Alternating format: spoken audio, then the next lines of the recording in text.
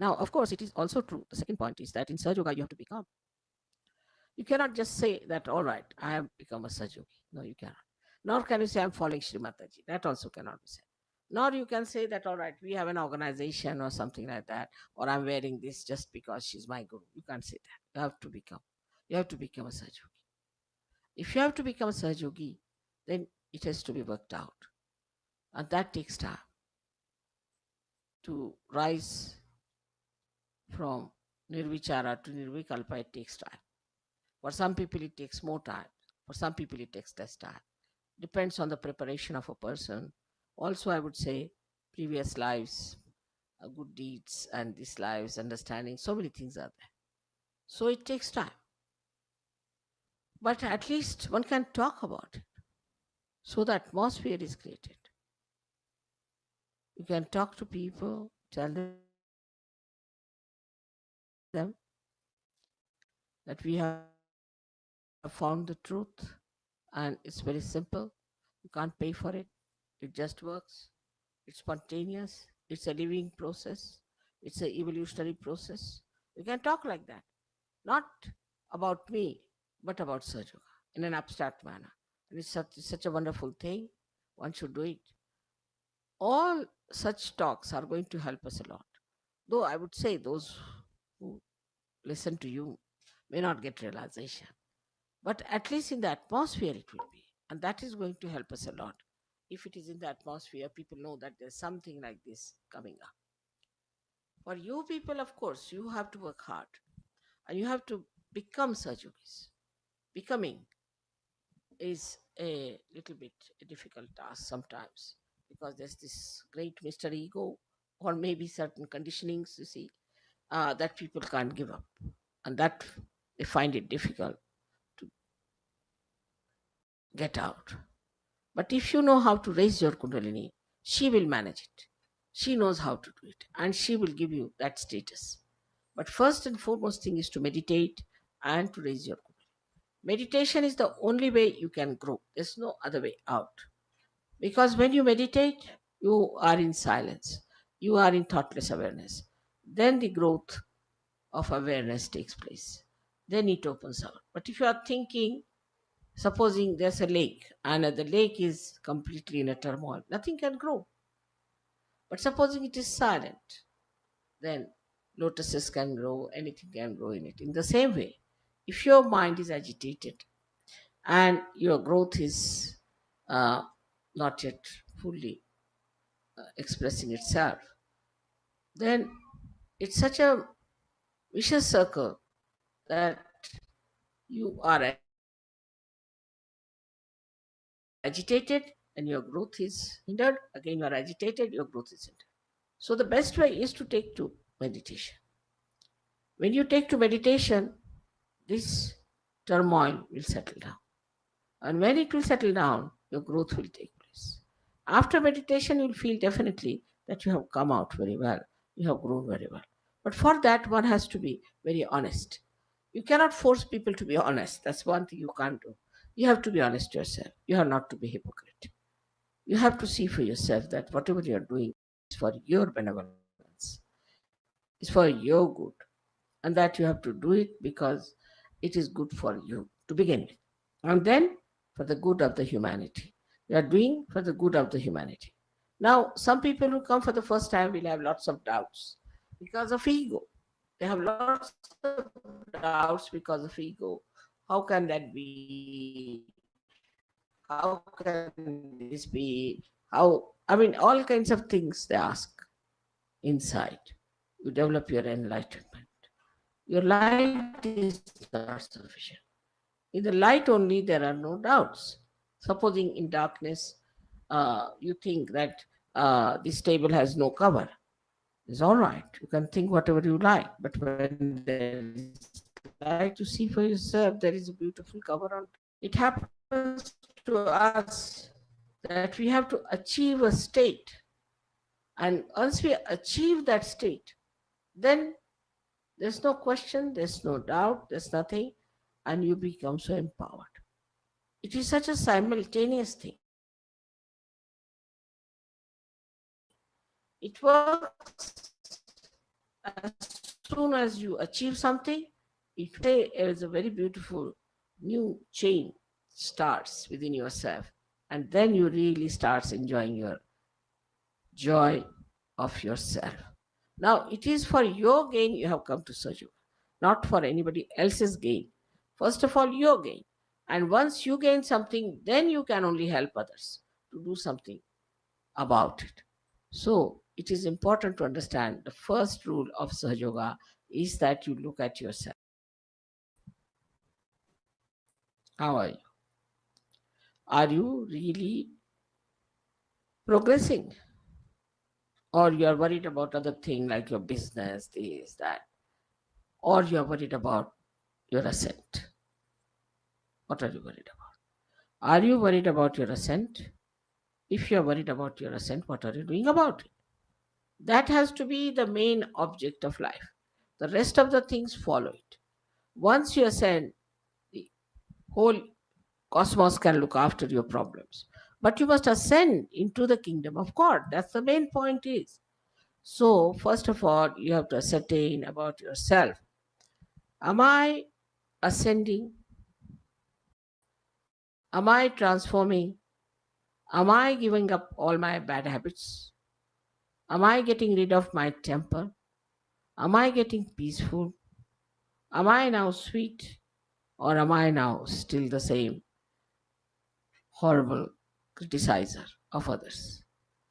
Just put your attention to yourself and see for yourself. It's like a mirror. You start seeing yourself in the mirror, what's wrong with you, and then you try to correct it. Now, second point is that you must see your vibrations, what centers you are catching yourself. For that, you have to give yourself a bandhan. You give yourself a bandhan and see for yourself what's wrong with you. When you give yourself a bandhan, you will know about your chakras and you'll be amazed. So that is how first pay attention to yourself. You find out what's wrong with you. Some of you might be having terrible ego. Then maybe you might be having a very bad Agya chakra. Then you should find out, have you got Agya chakra? This is ego. Then there's a very good remedy in Sahaja Yoga, which may look ridiculous, but it's very good remedy, is to beat yourself with shoes, as they know is beating with the shoes is called as a shoe treatment. Now, then you have to go further. See, you find yourself that your right side is hot. What you do is to put your right side towards the photograph and left side up towards the ether. The ether takes away the heat. But what actually happens is that your right side gets the vibration and the heat is pushed towards your left and passes out into the ether. Now, this heat comes from too much futuristic living. Those people who are too much futuristic, they have too much heat, and too much heat has to go away. And when this heat starts going away, then you are amazed how it works. For that, there are various things we have to use, but mainly for right sided people, they should not use any light at all.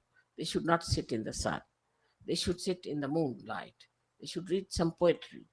They should not tie up watches. They should not look at time. They should allow the time to pass, and they should just become very sort of emotional people. They should sing songs of bhakti. They should not do hatha yoga. There's so many things they should not do if they're right side. You'll be surprised how people have been helped through this kind of a treatment which treats one side of your being. The left hand side people are the people, as you know, are the ones who are docile, who bear up lots of things from others and cry and weep and all the time, are on the loser's end. Such people have problems also because all their organs are lethargic and they have problems of a lethargic heart, lethargic liver, lethargic intestines. Everything becomes very lethargic. All these left side things can be cured. Plus, they might have some sort of a badha in them, in the sense they are possessed by someone. Of course, some of them are possessed by right side also.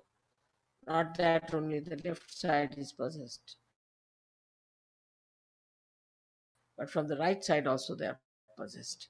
And left sided positions are of a peculiar type because they give you pain in the body. You get pains in the body. Right sided person doesn't get any pain himself. He gives pain to others. He's very sarcastic, he's very aggressive, he troubles others. But the left sided people have pains themselves. They get pain here and a pain there and pain here. So left side is to be cleared, as you know very well, through the light. Light is put before the photograph, left hand towards the photograph, right hand on the mother earth. So the left hand gets the light, and the light passes through, and the negativity of the left side passes through the right hand, and the right hand is on the mother earth. The mother earth is the one who sucks in all these negative forces of the left hand side. So these are the two sides which we clear. But once you have cleared these two sides, then you can use the photograph. Sit with your both the hands towards the photograph and put both the feet in the water, a little bit of salt in it, and about 5-10 minutes you must allow vibrations to clear you out. Then wipe your feet, put the water properly into some disposal, and then sit down for meditation. If you can do that every day, even 10 minutes is more than sufficient. You don't have to do anything in an extreme manner. In the morning time, you have to give yourself a bandhan when you're going out. Don't go out without giving a bandhan. And attention should be all the time inside, in the sense that you're walking on the road, people have habit of seeing this, seeing that, seeing like that. The attention gets frittered away. What you should do is to see about 3 feet or 4 feet at the most from the ground and not above, because you can see all the beautiful children, flowers, everything. There's nothing very beautiful about that. So better is to see only up 3-4 feet. If possible, to fix your attention so the attention becomes concentrated. And you feel very relaxed and relieved of too much of wobbling of your eyes.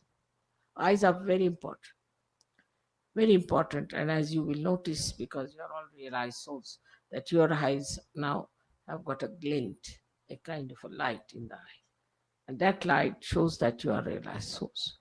So, best thing is that you should try to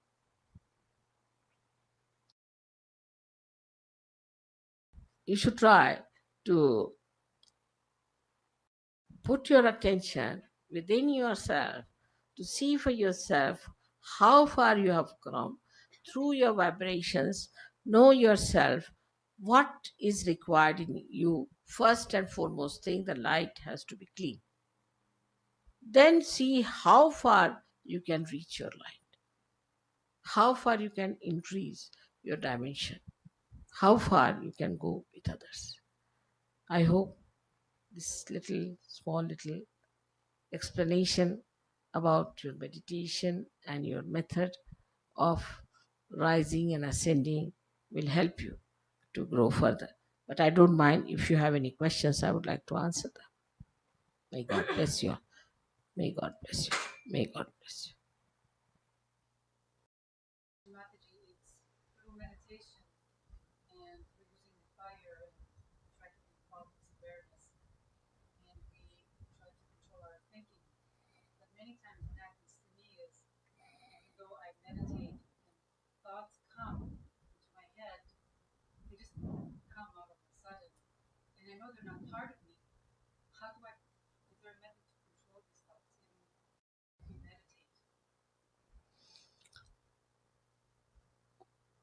See, you must raise your Kundalini. Try to raise it. Put your attention to your Sahasrara. Say, Mother, come in my head. As soon as Kundalini crosses the Agya, you cannot have those thoughts. You should allow this simple method also, that if you see any thought coming in, you should say, I forgive. I forgive is a very big mantra. Say that, thought will stop.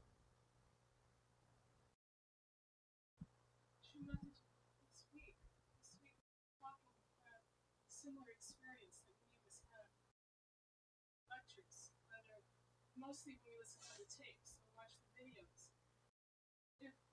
If it happens to be those times when we're fortunate enough not to be to the left or to the right, but to be as centered as we can be, and we're listening attentively to everything you say, why is it that sometimes right afterwards someone would ask something about the tape, and often we can't remember consciously a word of what we heard? It wasn't that we were off thinking or that we were, upset.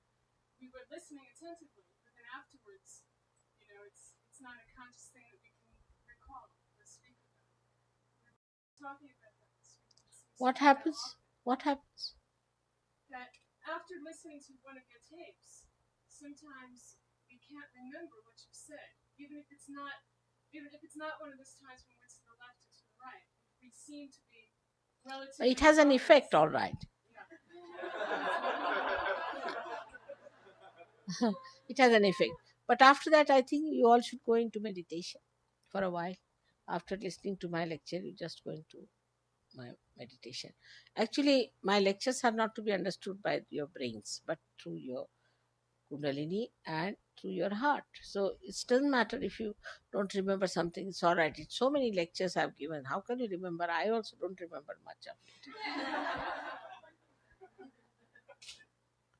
But it will come handy whenever you want to use some words or sentence. It will come handy. You will not know from where it is coming. It's all recorded. It's all recorded. జై శ్రీ మాతాజీ. ఈరోజు ప్రవచనంలో శ్రీ మాతాజీ మనము సహజయోగంలో నిరంతరం చేసే ధ్యానం గురించి, అలాగే ఈ ధ్యానం వల్ల మనలో పరివర్తన ఎలా వస్తుంది అన్న విషయాలను గురించి చెప్పారు. సహజయోగ ధ్యానం ప్రారంభించిన తర్వాత మనం సహజయోగిగా మారడానికి ప్రయత్నం చేస్తాం.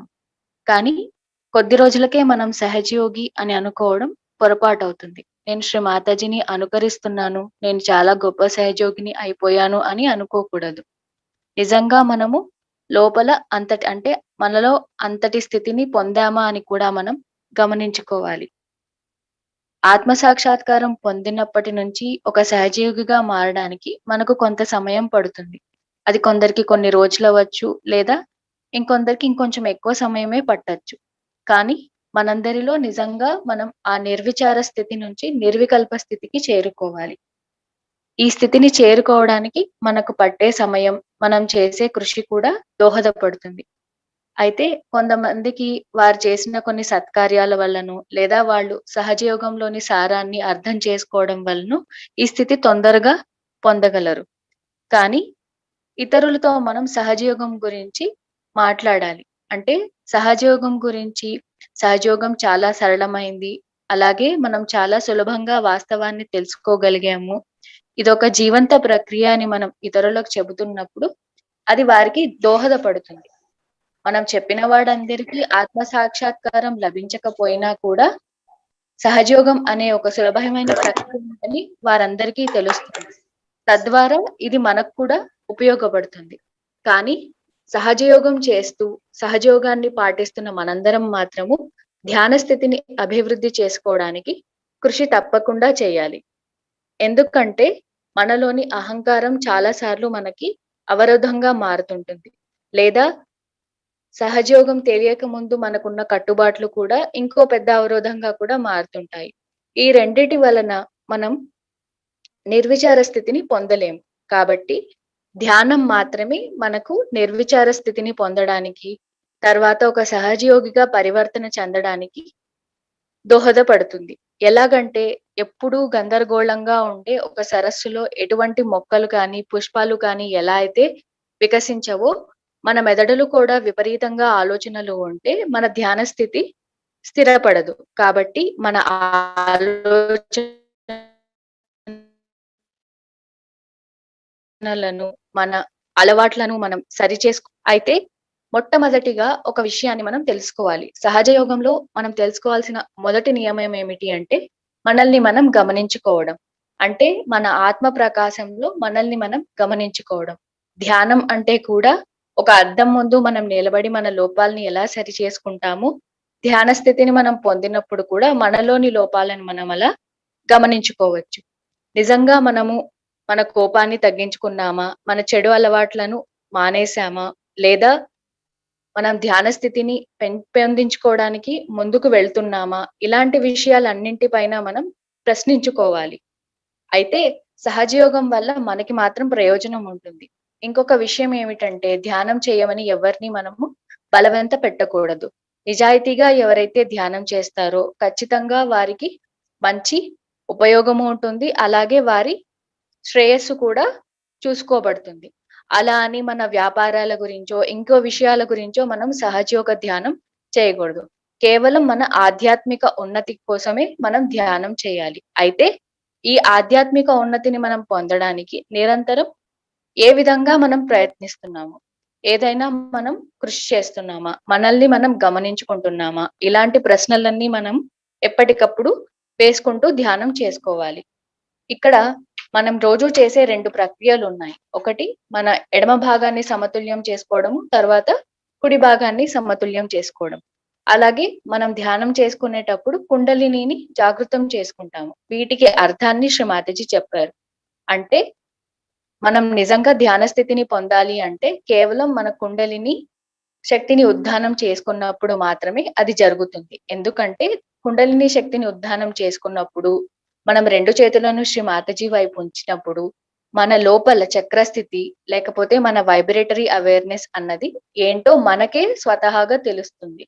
అప్పుడు ఒకవేళ మనకి కుడి భాగంలో అసమతుల్యం ఉంటే సమతుల్యం చేసుకోవచ్చు. అంటే ఏదైనా చిన్న చిన్న అవరోధాలుంటే వాటిని ఎలా సరి చేసుకోవచ్చో కూడా శ్రీ మాతాజీ చెప్పారు.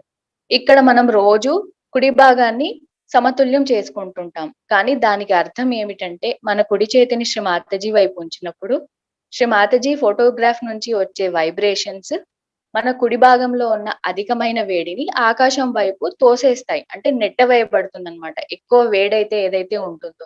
అయితే ఈ వేడి ఎక్కడి నుంచి వస్తుంది? ఎక్కువగా మనం భవిష్యత్తు నుంచి ఆలోచించడం వల్ల, లేకపోతే మనలో కొన్ని అలవాట్లు అంటే కోపము, లేకపోతే వ్యంగ్యంగా మాట్లాడడము, లేదా ఇతరులపై మనం అధికారం చూపించడము, ఇలాంటి అలవాట్లు గనక మనకున్నప్పుడు ఖచ్చితంగా మన కుడి భాగంలో కొంత అవరోధాలుంటాయి. ఇవన్నీ కూడా మనకు ధ్యానంలో తెలుస్తాయి. అయితే కుడి భాగాన్ని మనం శుద్ధి చేసుకోవడానికి ఒకే ఒక మార్గం ఎడమ చేతిని ఆకాశం వైపు ఉంచడం. అలాగే ఎడమ భాగంలో కూడా మనకు అప్పుడప్పుడు ఇబ్బందులు తెలుస్తూ ఉంటాయి. కొంత ఎడమ భాగం చాలా అసమతుల్యంగా ఉన్న వాళ్ళు ఎలా ఉంటారంటే వారిని ఎప్పుడూ ఏదో బాధల్లోనో రోదిస్తూ ఉంటారు. లేదా ఎప్పుడు ఎవరి చేతనో బాధింపబడిన వాళ్ళలాగా నిరాశ, నిస్పృహలతో ఉంటారు. సో, ఇలాంటి వాళ్ళంతా కూడా వాళ్ళ ఎడమ చేతిని శ్రీ మాతాజీ వైపు, కుడి చేతిని భూమి మీద పెట్టాలి. అయితే మనం కొంత కాంతిని అంటే వెలుగును ఉపయోగిస్తామన్నమాట. శ్రీ మాతాజీ ముందు దీపం పెడతాము.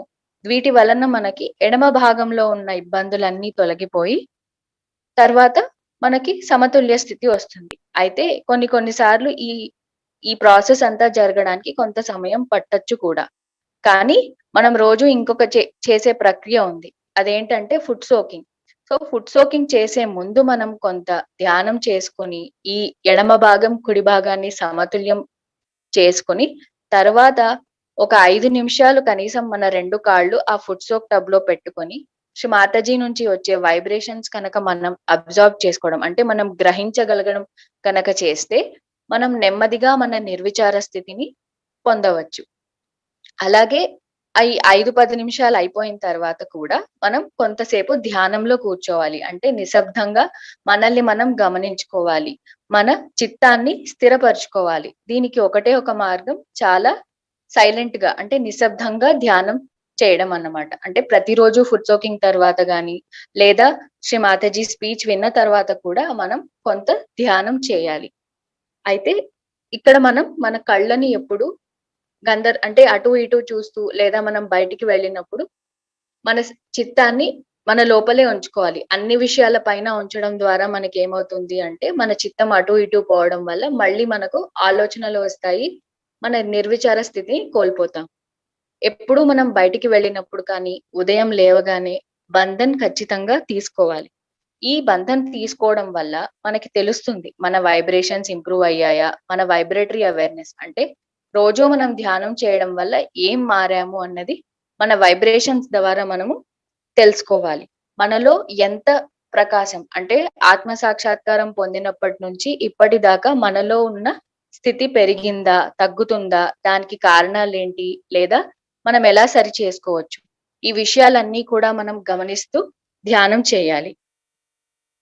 ఇక్కడ 2 క్వెషన్స్ అడిగారు. అంటే ఈ స్పీచ్‌లో శ్రీ మాతాజీని అక్కడ ఉన్న యోగినులు ఇద్దరు 2 క్వెషన్స్ అడిగారు. ఒక క్వెషన్ ఏంటి అంటే, శ్రీ మాతాజీ నేనెంత ధ్యానం చేసినా కూడా నాకు నా తలలో ఆలోచనలు నన్ను వదలట్లేదు అని. దానికి శ్రీ మాతాజీ ఒక సమాధానం ఇచ్చారు. మనం ధ్యానం చేసేటప్పుడు శ్రీ మాతాజీని ఒక విషయం ఖచ్చితంగా అడగాలి. దయచేసి మా సహస్రారంలోనికి రండి. ఎందుకంటే మన కుండలిని ఎప్పుడైతే ఆజ్ఞా చక్రాన్ని దాటుతుందో మన ఆలోచనలన్నీ తగ్గి మన నిర్విచార స్థితి మొదలవుతుంది.